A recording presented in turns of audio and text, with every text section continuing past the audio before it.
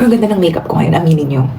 Ang ganda, gusto ko. Bet ko. Very simple, very natural. It just enhances my facial feature. No? I love it. I like it. You think? No. Anong meron sa 5555? What's with 5555? O yung ingay ko, baka natutulog na si Yuli. Kayo talaga. What's with 5555? Ano yun? Now it's time to take off the makeup. Aray. Bye-bye.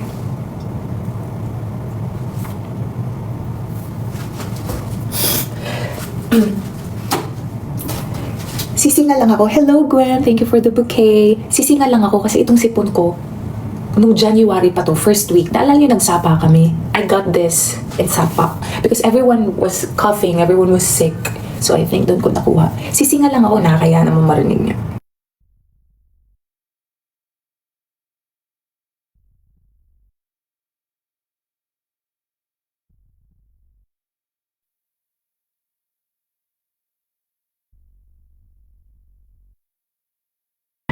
Ha, loko kayo akala nyo. Gusto niyo marinig sing ako? Hi, Tim. Thank you for the finger heart. Shucks, bulag na ako. Wala na nakikita. I can't see all of your comments.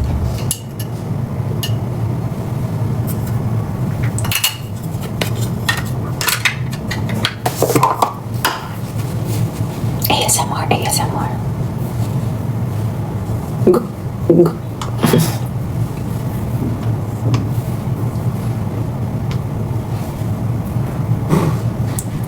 Ellie, Ria, hello. Ano yung 555? Bagong meme ba yan?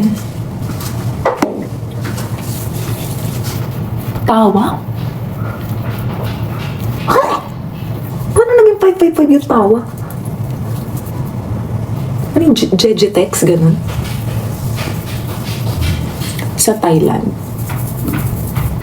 Pang-asar ba yan ng Pilipino o totoo talagang ganyan? Loko kayo, baka madamay ako. Hindi ko alam yung 555 niya. 552 na lang alam ko. Ah, totoo. Ah, akala ko joke time.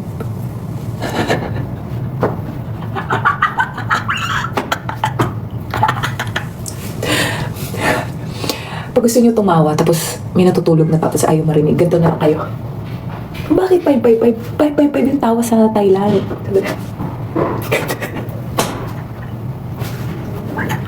Pag natawanan ko si Muhang, gaganapin ko siya. I'll laugh. I'll do this.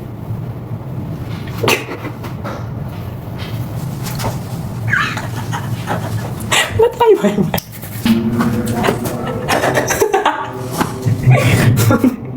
Guys, it's really, really effective if you list down all of the things that you want for this year. Things that you wish for this year. I think it's really effective. So, tonight, we're going to list down all of the... Shucks, ang itim nga ng mata ko ngayon. For eye bagahe. No, it's not eye bags. Kasi yung eye bags is yung fat dito under the eyes. Mine is dark circle. See? It's dark circle. And this is inborn. Elementary days pa lang, I already have this dark circle. Insecurity ko rin yan. Yes, like panda eyes, I have panda eyes. Insecurity ko yan. Makwento ko lang ha. Kaya grabe ang galit ko sa mga kaklase ko nung elementary ako. Lagi ako inaasar niyan. Umaga-umaga sasabihin, ano, binugbog ka na naman ng tatay mo. Ganon ako asarin ng mga kaklase ko, lalo yung mga lalaki na yan. Tapos ngayon, pa-chat-chat kayo sa akin. Sasabihin nyo may crush kayo sa akin. Kapal ang mukha nyo. Eyo.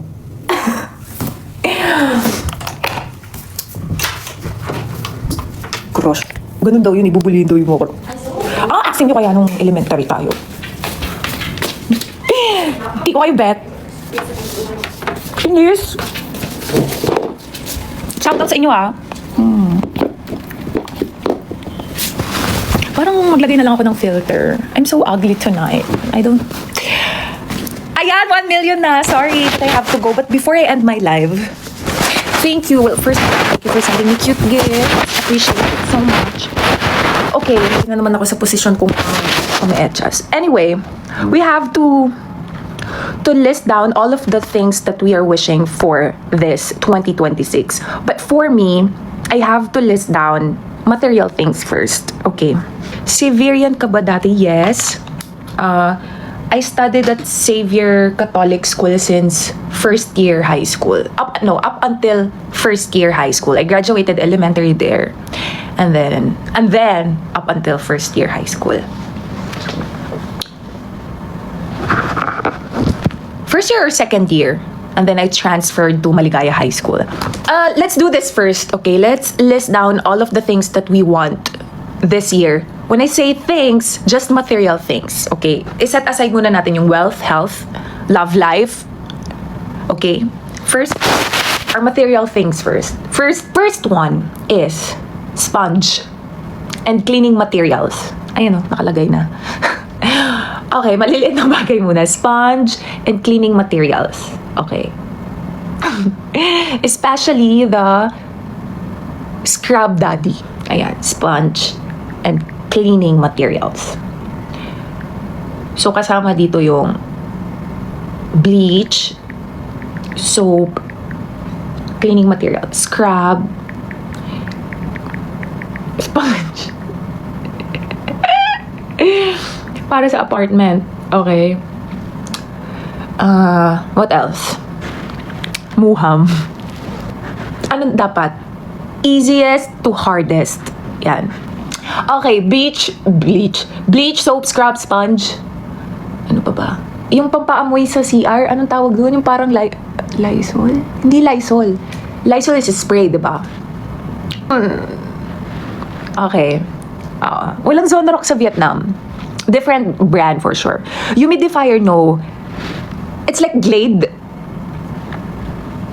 Deodorant, tawas. Oo, parang Glade. Yun. Okay. Second. Towel. For face and body. Kasi diba, as you can see, the towel that I am using for my body is also the same towel I'm using for my face, which is hindi dapat because I have, sensitive skin. As you can see, I have an acne prone skin. Okay, next. Ilagay natin sa cleaning materials yung alcohol. Okay, third. Katol. Lang ko dito. I already bought tabo and anong English ng tabo? Anong English ng tabo?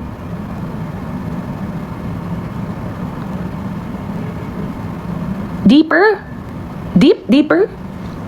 Oh, yung yung parang planggana. Ano English? Meron na, may walis tambo na. Basin. Okay. Oh, next. Brown gloves?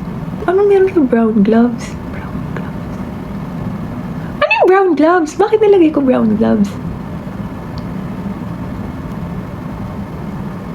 Ayun, nakalagay brown gloves. Sige, lagay na lang natin. Brown gloves. Oh, we are now in our fourth. Makeup table and chair. Makeup table and chair. With lights. Oh, pang fifth na. Help me. What else? Ticket going to Thailand. Vanity mirror. Ipapang fifth ba natin? Dapat nga number 1 yan eh. iPhone 17. Okay, iPhone 17. Okay, next. iPhone 17 orange. Okay, number 6. Gasol. Dapat si Yuli ang bibili ng gasol kasi siya yung tagaluto dito. Tagakain lang ako. A washing machine. For myself naman ulit. Camera for vlogging. Aircon split type. Aircon split type. Automatic washing machine. Ano ba? Tapos na sa bahay, aircon split type. For myself naman again. iPad. I want an iPad. iPad. Ano ba mga iPad ngayon? Wala akong alam sa iPad. Basta iPad silver. 256 gig. Okay, number 10. Para sa bahay ulit. Microwave. Sige, wala kaming microwave. Imagine niyo paano kami nag-survive walang microwave. Kasi wala namang natitirang pagkain sa amin dahil inuubos namin lahat. Microwave. We are now on our 11th list. Car? Kotse? Okay. Car. 5-seater. 1, 2, 3, 4, 5, 6, 7. 7-seater car. Furniture. Fortuner? Kasi yun sa amin kasi 5 kami, diba? Car, 7-seater. Fortuner, maganda ba yung Fortuner? Masarap talaga mangarap pag gabi. Number 12 na tayo! Okay, may dream bag ako, actually. Mahilig ako sa bags. I-flex ko lang. Paano ba? Paano ko ba sasabihin na hindi ako maka-offend? Alam ko naman na yung mga girls, di ba, minsan kikay-kikay. This is not just for girls, but this is for everyone.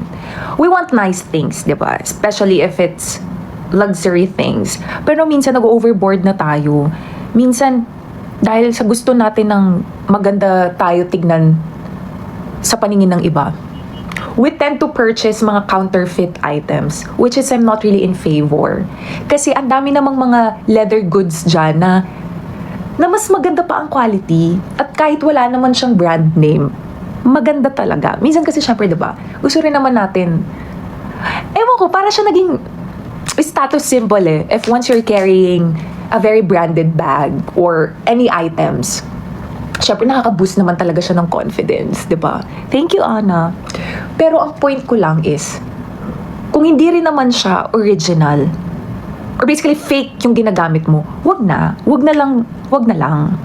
Diba? Kasi parang ang nangyayari niyan, social climber ka na tingnan. Hindi talaga ako in favor sa mga nagbebenta ng mga counterfeit items, fake goods. Diba? Madami dyan mga quality na bags na walang pangalan. Mas nagtatagal pa, diba? So yun, siguro iwasan na lang natin magbili-bili ng mga like fake items. Kahit ako sinasabihan ko rin yung mga kapatid ko, kung wag na lang, diba? Kasi hindi ko tuloy. Nagmumukha tuloy social climb. Kasi do yung iba, hindi naman ka rin kasi alam na parang, ay, fake LV pala to. Wala naman din kasi silang alam sa mga brand. Kasi diba minsan sa mga like Divisoria. Pero siguro educate na lang din in a very nice way. Pero madami naman bags dyan na hindi mo naman kailangan bumili ng fake na YSL sa Shopee or sa TikTok. Madami din naman talagang magagandang quality na bag na walang name. Jansport. Sinasabi ko sa inyo, may dalawa akong Jansport na backpack. Buhay pa rin. Andyan, nasa bahay pa rin. Oh, support local. Or, eto, meron akong suggestion. Ako rin kasi syempre dumaan din ako sa ganyan na parang, iba rin kasi talaga yung dating once you're carrying something na very luxurious, okay? Ako, masuggest ko, if you really want a branded bag, but you have a limited budget or a tight budget, you can go for a vintage bag. So ako, mahilig ako maghanap ng mga bags na mura. Pero quality pa rin. So, for example, this one. This is a white bag, right? I have 2 phones. So, kasya talaga siya dito. That's why I love this one. So, meron siyang mini pocket. Tapos, ganyan siya kalaki. Diba? Practice ko na to para sa live selling ko. Yes, thrift store also. Pero kasi minsan may mga fake na Coach bag doon. So, tignan nyo na lang talaga kung ano ang mas maganda. Or i-check nyo pa rin kung legit talaga. So, for example, this one. Di ba maganda pa siya? Ganda pa siya, oh. Pero this is a vintage bag na. Siguro, this was made around early 2000. Maritime Grocery. Pero ganda pa siya, diba? Pero, this is a vintage na may kita mo nang may floss siya. Alam niyo ba kung anong bag to? This is a Prada bag. Pero vintage. Nabili ko to, I think, around 10,000 pesos. For a Prada bag that is very nice. Tas ang dami nang malalagay. So, kung ang fantasy mo ay ganun, gusto mo mag-carry-carry ka ng bag na very, branded, pero nasa bracket pa rin ng budget mo, find a vintage bag. Or yan na lang kaya ibenta ko, since ang hilig ko sa mga, ang galing ko kasi mag-source ng mga ganyan. Pero kung ako, sa totoo lang, mahal na to for 10,000 pesos. Although this is a Prada bag, but this is expensive for 10,000 pesos. Kasi daw pina-recolor niya. Kaya mas tumingkad yung white color. But yeah, this is a Prada bag. Vintage. I only bought this for 10,000 pesos. So imagine, reseller lang siya. Pero what if nabili ko siya sa mismong store? So mas mababa ang price. Pero meron din akong mga bags na wala namang name, pero alam mong quality, tas leather. Oh yes, mic for vlogging. Mic for vlogging. Oh, pang 13 na tayo. Power bank. Hindi ako nagpa-power bank. Canon for camera, yes, I already put it here. Camera for vlogging, mic for vlogging. Anyway, ganun na lang din gawin natin. 'Di ba? Para matrack natin yung mga bagay na gusto natin. Gusto natin pero wala dito. Sing-sing for Muham. Oh, sweet. 100 set of pajama. Chanel ni Muham. Oy, also yung Chanel bag ko, hindi ko afford yun. Gift lang din yun sa akin. Yan pala, in-next ko content ko pala. Alam niyo yung Etiquette for Mistress? Napanood ko yun siya once. Tapos may tumatak talaga sa aking line doon from Claudine Barreto. Sabi niya doon, you are your bag. So parang basically sinasabi niya doon na nababasa yung personality mo sa kung anong bag ang dinadala mo. So kung mahilig ka sa quality bags, 'di ba? It says so much sa personality na meron ka. Baby, lista mo yung i-content mo. O sige. Dami ko ng listahan. Actually, meron na akong nilagay dito na what to do. So, meron na ditong edit videos. Check gym second floor. Draft thank you message. Oh, nakalagay pa dito. Check Angelica and children IG DMs. Reply messenger and IG messages. Tingnan nyo. Make thank you messages for mood children. Aww. Okay, sige. Contents for vlogging. Or contents na lang. Contents. Unahin na natin yung bag raid. What's in my bag? Fun meet sa Cebu. Oh, how I wish. Dali na bago tayo mag-end. Isulat na muna natin yung things we should do or contents. ASMR, but makeup tutorial. Daily makeup tutorial. Skincare routine. Gusto ko rin gawin yung saan ka dadalhin ng 1,000 pesos mo in Vietnam. 1K challenge in Vietnam. 1K challenge in Vietnam. So may 1,000 pesos. Pero syempre, katumbas ata ng 1,000 pesos dito ay less than 1 million dong. So yes, 1K challenge. Waray content. Speak full waray.